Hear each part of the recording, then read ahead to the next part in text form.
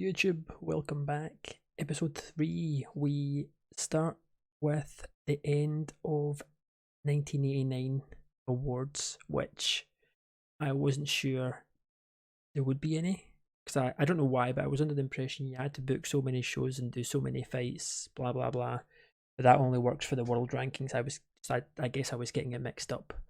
So we'll start off with that. End of year, boom. Of course, Sigma came into the game about halfway through the first year. But they don't have enough fighters to book any shows yet, so we pretty much won everything, which is no real surprise. Tony McCall, who's 3-0, he's kind of the headhunter guy right now with the heavyweight division, you know. He's the only one getting called out, whereas George Lorraine has the same fate in light heavyweight right now, and Sean Morrison is the exact same, but for lightweight. But Tony McCall wins Fighter and Rookie of the Year. Show of the Year was GFC 7, which is also main event of the year, where James Foster beat Jack Cobblepot with a fantastic fight. And then we actually have Fight of the Year and Worst Fight of the Year on the exact same card, which I think is quite funny, where Per Inventor picked up his first win on his second fantastic fight. Mantis Andreev fighting wins Team of the Year, which I'm pretty sure is the only team in the game, so it makes sense. Per Inventor also is in Upset of the Year. Of course, he lost to Manol in a fantastic rated fight, our first ever fantastic rated fight, and then went on, of course, to win his pro debut. Well, his first pro sort of debuting win against Rochev. Overall, decent enough, I guess. Rob Baines gets Submission of the Year. Stafford Dahl, that was also a fantastic fight against Rick Stanley, I believe. He gets Knockout of the Year. But I think going forward for this year, we'll try and book around the same amount of shows, if not a little bit more. And I've also signed about 6 or 7 guys that usually fight featherweight, but I'm going to use them in the lightweight division. Because my thinking behind this is, out of all of our weight classes, the lightweight is the lightest.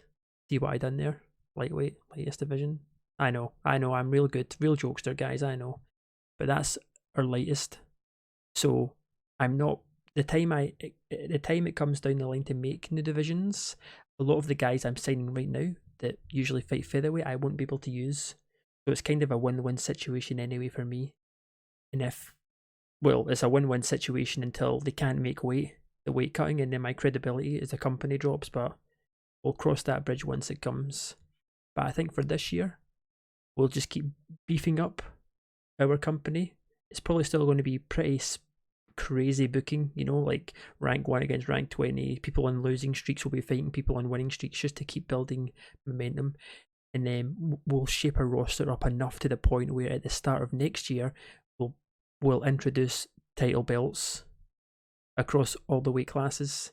And hopefully by that point, hopefully, fingers crossed, we'll at least be close to high level regional, where I will re-sign most of my guys on exclusive deals to keep Sigma's hands off them, and I'll give them, of course, better contracts and the standard base pay bonus.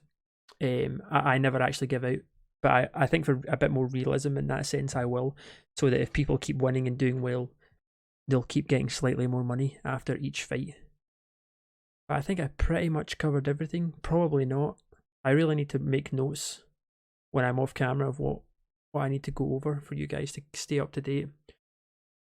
But I think I had more, but I don't remember. The featherweights we're signing to beef up the lightweight division. The call-outs are starting to roll in. We're still going to be booking pretty crazy 10 fight main show cards. Yeah, let's get into it. Okay, here we go. First show of the episode. I'm doing kind of like an experiment with this show. Usually, of course, we book our shows broadcasted by SportsTube, but I've taken SportsTube off because I want to see the difference in popularity in terms of the British Isles where the show is booked. Because I don't know if we take a minor increase so that it spreads out among all regions of the world under SportsTube or not. I feel like I've done this before, like years ago when I first played the game. I don't remember the outcome, and I could have just asked someone, but we gotta live a little, and it won't really hurt, because Main event and co-main event is high level regional draw, and so is the exact same for next show. So even if it doesn't work, we're going back to Sports Tube. Next show, it's all good. And we have a lot of new faces, not so much on this card, but who've joined the promotion, and we'll be seeing them real soon. For whatever reason, January of 1990, a shit ton of new guys joined the game world. I don't know why. It kind of spreads out on the first year every month, but we got hit with a bunch. I think I've signed 25 fighters alone this month. But as for this fight, or this card I should say, we got some exciting debuts actually. On this card we got Don Norman for the heavyweight division. He should win against Oliver. Dwayne Weatherly also. It'll be an interesting fight against Vijaya, but he should get the job done. And we also got Martin, who is the first low-level national or national draw in general for a promotion. He comes in from Europe. And hopefully he can get the job done. Who else? We got Mark Cohen, who's trying to build up his momentum after he lost his debut and then won his last fight and called out George. He's trying to keep that momentum going. He's up against Scottish fighter himself, Hurd. Helvedigri, who's 2-0. He's trying to build up his momentum. We got Leon Banks as well up against Edalberto, probably the most evenly matched fight on the whole card. Nigel Malley and Lee Bold, both 0-2, trying to finally get their first win.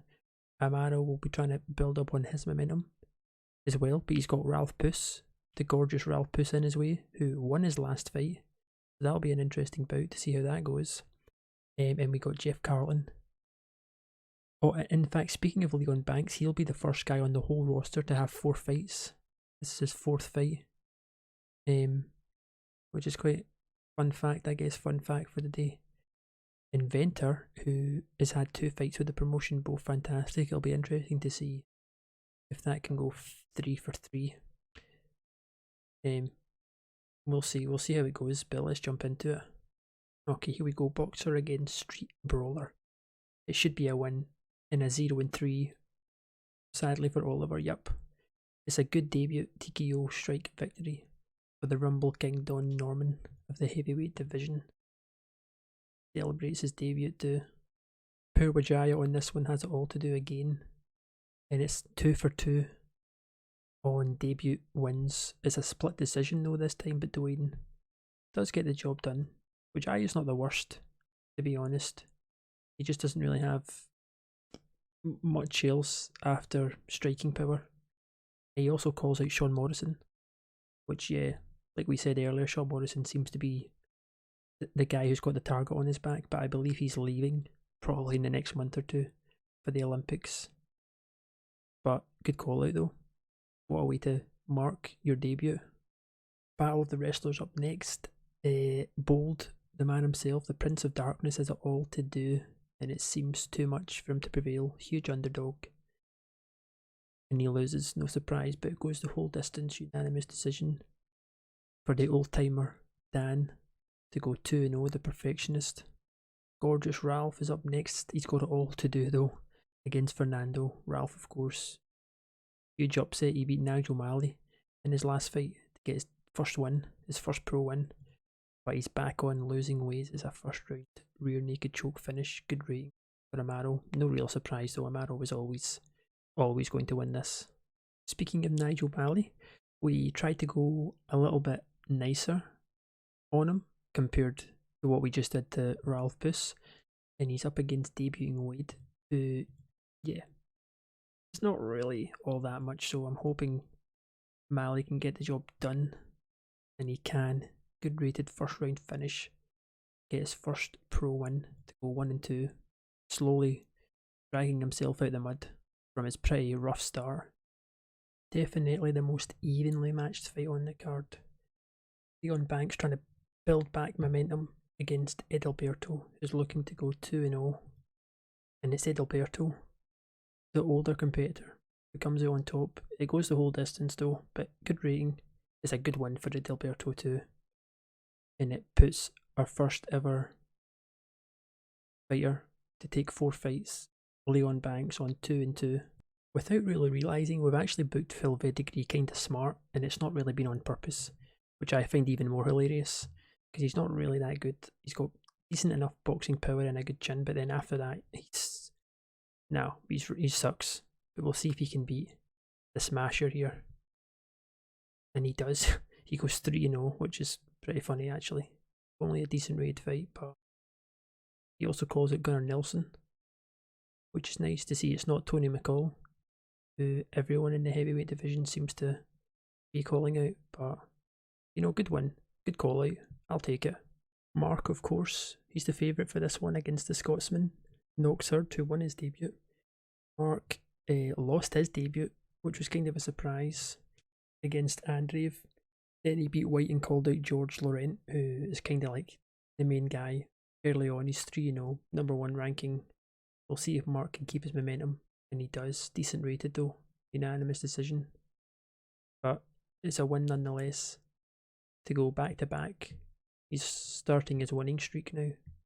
Co-main event time, of course, Greg lost his last fight to Zacco, but then Zacco got done for recreational drugs. But he's got another huge task against, I think it's a world caliber, right? Yeah, world class grappler. Martin, all the way from Latvia. Our first national name valued, even though sadly it's not in the UK. It's in Europe. But it's some of that obviously sort of spills over for us, which is good. That's why he's co-main eventing. Great rated fight too, rear naked choke finish. Emphatic debut. Let's see if he calls anyone out. That would just put the cherry on top, which he doesn't. But speaking of fantastic, let's see how Venter does. If he can go 3-3 with fantastic fights. He of course won Fight of the Year last year. So let's see. Okay, here we go. Ideally we want Jeff to win to keep the momentum going. Is he got called out? No. Okay. Yeah. If we actually booked Jeff instead of Tony McCall at the end of the year, it probably would have been Jeff who would have won Fighter of the Year. If he managed to pick up the win. I remember whoever it was I booked Tony against to get his 3rd win. It was between him and Jeff to fight him. So it very well could have been the other way, but 18-year-old Venter loses. He was huge underdog, which doesn't really look good for your main event. It only took 28 seconds for Carlton to beat him. Only gets a good, which can't really be surprised at when the game, or the match, sorry, or the fight, oh my god, 3rd time lucky, only lasts 28 seconds, celebrates, creating good buzz around himself. He prevails in those interviews. Okay, almost 500 in attendance, 37,000 at the gate, just creeping shy of high level regional. Let's see how well we done without, okay, 0.6, so yeah, we should really be booking SportsTube. I've learned my lesson, but it's a good card. We will probably have taken a decent amount of money. Considering it's the only great on the show, we'll give Martin sub and fight of the night. And KO of the night can go to, yeah, give it to Phil. He goes 3-0. He'll be happy with that. Money wise, Martin of course takes a lot. A lot of the guys we actually signed in January are on like $1,000-2,000 base pay because they have name value but just not in the UK. That's why I was holding off signing them until now, when we have like a good amount of money in the bank, and if things go really bad we can always rely on Euro Sports Cable as a broadcaster and do that for like maybe 1 or 2 shows. But this is nice. This is a good start to the episode.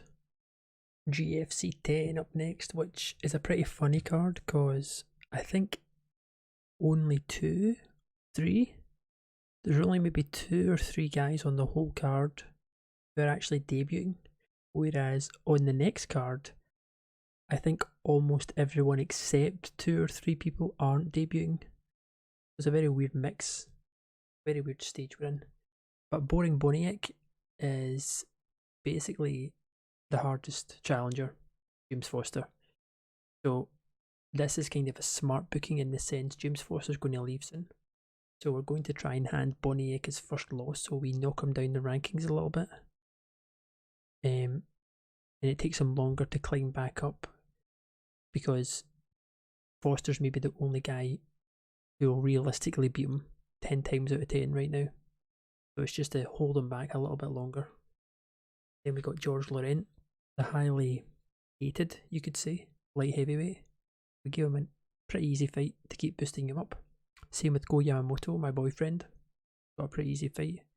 Kuroki as well, back in action. The old man. He'll probably win his fight. We got Ricardo trying to keep boosting him up, keep him unbeaten. Rick Stanley, we're trying to give him his first win. Get Elgar, keep him on winning ways. We got Camden Vesey from England making his debut. Pretty good stand up, but he's horrible. He's basically got no legs. So hopefully he can get a win. We're hoping Joe Hinchcliffe. One of the few. The welterweight division right now is so slim. It's so thin. So I'm taking anything I can get, and I'm hoping Joe starts off with a win. And then Sapatov, also welterweight, and Seni are both making their debut. Oh no, they're not. Just Sapatov. Wait. Nope, never mind. They both lost their debut. Gosh, Sam. Good memory. Alright, Sapatov, big favourite. I think I actually booked this in favour for Sapatov to win, because we'll be able to realistically push him up the rankings much further than Taigo down the line, and he wins unanimous decision. Lane praise. Sapatov's another very boring fighter, like Boniek and Zacco. Slight favourite Joe the Hitman Hinchcliffe on his debut. Both kickboxers, and he wins. Thank God. I was a little worried he wouldn't, because I believe we booked Sakamoto up against someone for him to lose, and he ended up winning. Yeah, against Bracewell. We tried to make him go 0-3, I remember. He would have been the first ever guy to go 0-3. But he's on his third loss now. It's a win for Joe on his debut. Okay, big underdog Vesey. It's up against Alberto. I believe we could probably push Alberto. No, we couldn't. We couldn't. I think probably because Camden's unknown, that's why he's quite the big underdog. Maybe not. Maybe I'm. Well, I guess Alberto's got some ground game, whereas Vesey lacks pretty much any. So he's took him to the ground, and just great rating though. Good way to get on winning ways for Alberto. Hopefully this one goes to plan and Elgar gets another win, which he does. Good rating, first round finish. Cliff McAdam, the Scotsman himself, very old. He's probably maybe even going to retire here. Goes 0-3. Alright, we got Rochev up next, who, if he loses this, will probably come. I believe we've already cut Monty Oliver, who was 0-3. And Rochev's probably going to get cut here. I'm being a little bit lenient on the cutting right now, because the game is still so early in the game, and we're not exactly spoiled for choice on signing guys. But Stanley, 33 seconds in, gets the win, handing Rochev his 4th straight defeat, so we kind of have to get rid of him now because he has no momentum, nothing. So even when people like Rick win against guys like this, they're not actually getting very big bonus in terms of popularity. But we finally give Rick his first win. Alright, we of course tried to get Peter Bracewell back on winning ways against Sakamoto, and he lost. But he's pretty much got it all to do here against Ricardo, who is still unbeaten, very hot momentum. And if he wins this, he'll be a surprise factor, to be honest, in the welterweight division. He's not bad, in all honesty, but out of all the people in welterweight, I wouldn't, my name or my head wouldn't have thought of Ricardo's name, to be honest, but he does. Only an average, but he wins nonetheless to go 3-0. To join the elite club of 3-0 fighters just now. Alright, we got Nakajima, who lost his debut to Matthew Dean, and then beat Koji in his last fight up against Kuroki, who, to my surprise, beat Mario de Souza on his debut, but then lost his last fight to Matthew Dean. So, you see the resemblance here. Both of them hate Matthew Dean, basically. And it's Kuroki who gets the win, as I expected. I'm surprised the betting odds had them so close. But it's a win for Kuroki, the older competitor. Alright, we don't need to say much for this one. Let's just skip to the end. And, yep, great rated first round finish. Yamamoto, I believe, is the first person to go 4-0. I could be wrong, but I think he is, because I know Leon Banks. Yeah, because Leon Banks was the first fighter to have 4 fights, and he's 2-2. So Go Yamamoto should be the first person to be 4-0. With a great rated fight too. Good stuff.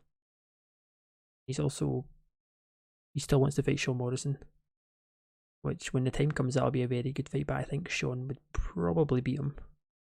And speaking of Sean Morrison, who's the sought after guy of the lightweight division, next up we got George, who is the exact same but only in the light heavyweight. Huge favourite. We booked this one smart so that George would pretty much get the win. Nice. 53 seconds of round 1. Gets the job done. No real questions asked. And last but not least, we got Boring Boniek.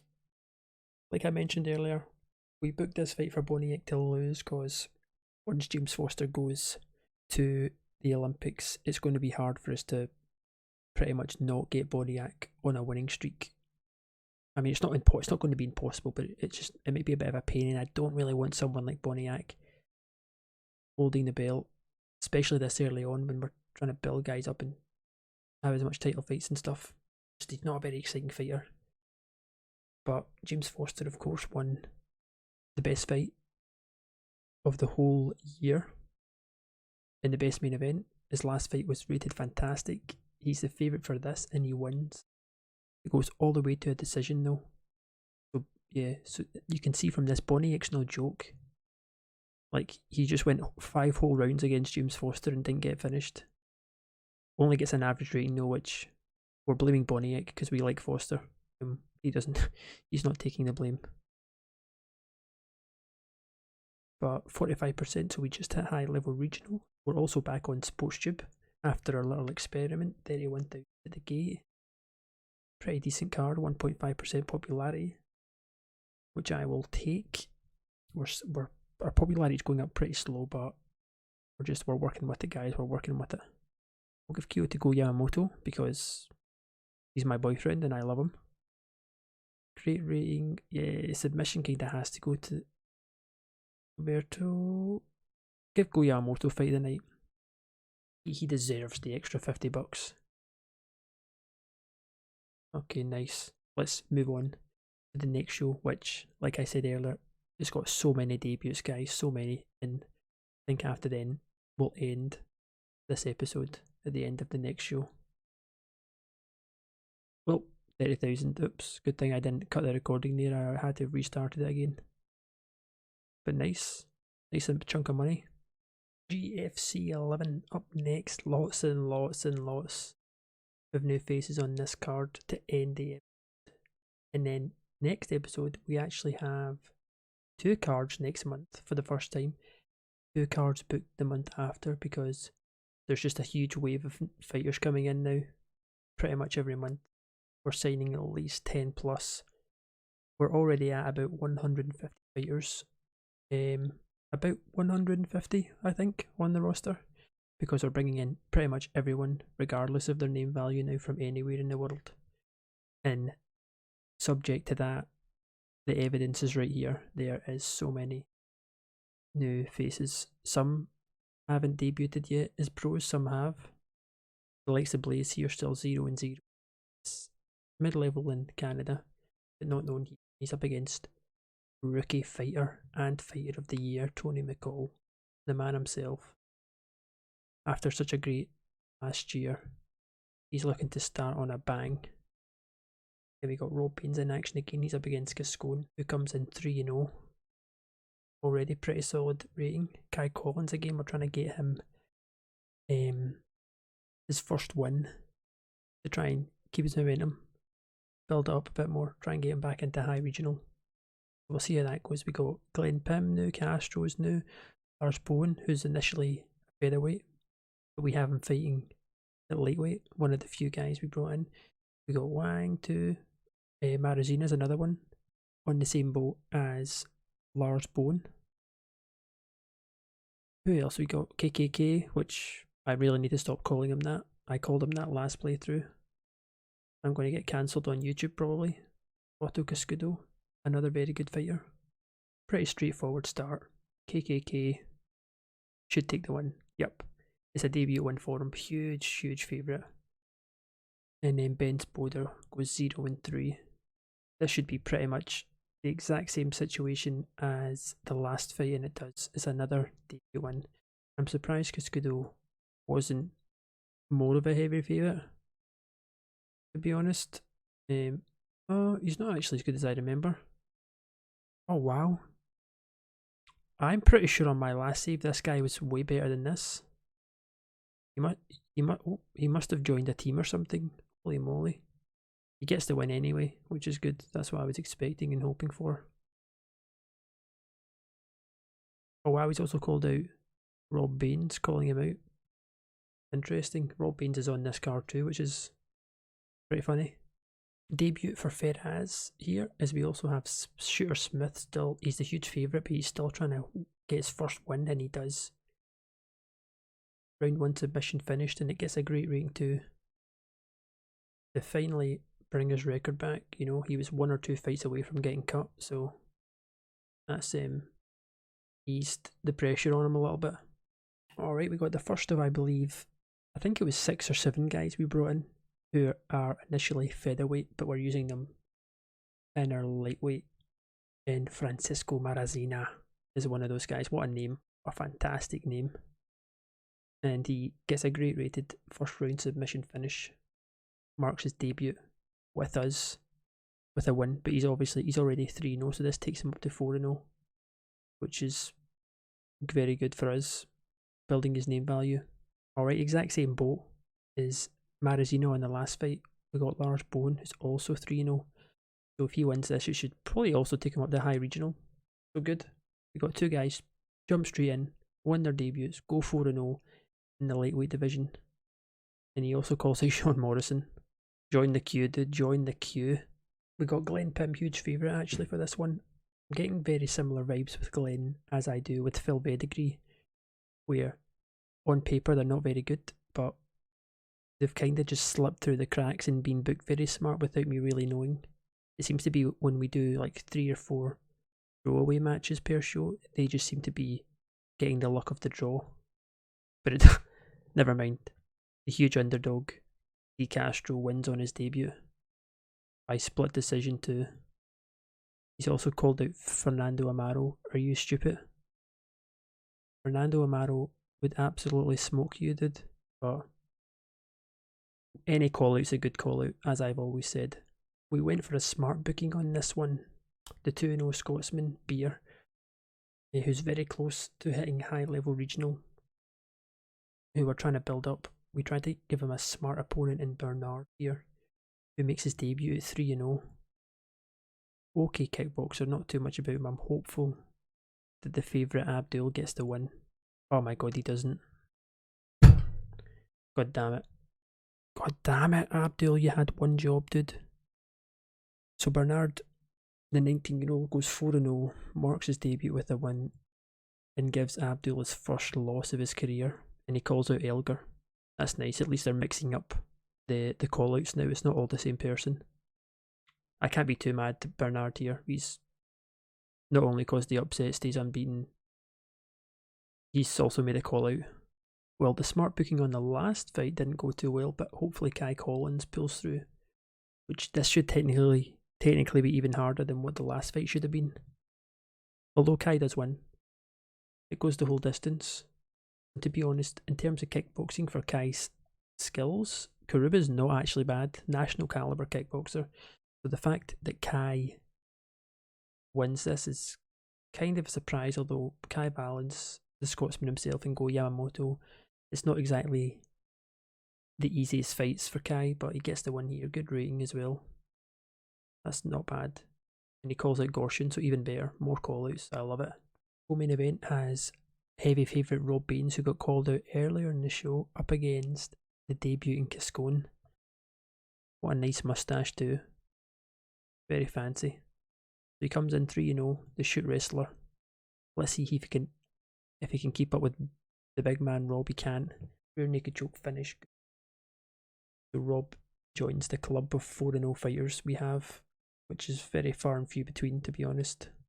And last but not least, with all the spotlight on him, after his success from the first year, to be honest, there was like 3 or 4 guys who finished 3-0 and could have won Fight of the Year, but it went to McCall. He's got the accolade, the first ever award, which no matter what, we can't take that away from him, so let's see if he can continue on well. Up against Blaze, who's not bad, you know, high level wrestler. Oh my god, imagine he loses after winning all that 3-0. Everyone's calling him out, wants to fight him, and then he loses. Okay, he doesn't. Oh my god. 45 seconds of round 2. It's a great rated main event too. So the McCall, the big man himself, the Spider, fighter of the year, goes 4-0. And we get 45% commercial to end this episode. 35,000 at the gate. A lot of these, we're probably going to, we won't lose money, but we're not going to take as much 1.6% popularity. Because a lot of these guys like Levesque, DeCastro, Bolin, they already had name value when we brought them in. Yeah, let's give Tony McCall KO and fight for the great rated main event. Submission can go to Richard. Yeah, sure. I like that. Yeah, so only 14 because as you can see, look how many guys. 1, 2, 3, 4, 5, 6, 7, 8, 9 got over 1,000. Rather than the basic like 100, 200. But we still make money, and we're still always going to make money, I think. So good. Good end to the episode. I think next show, we finally have 1 or 2 cards that have low-level national main events, which is exciting. We should take even more pop a little quicker to help. We'll definitely hit mid-level regional by the end of the year. Hopefully we hit high. And then at the start of next year, we can start looking into titles, deciding who's going to fight for the first ever belt for all the weight classes. It's only been 3 episodes this show, or sorry, 3 shows this episode, I should say. I'm going to try and squeeze more. We did 5 last episode, and I kind of want to try and keep that format for a while at least until, you know, the save's a bit more driven out. There's been a few years down the line when we start to get a bit more history and stuff with our fighters, see how their storylines pan out. But until then, peace out guys, take it easy.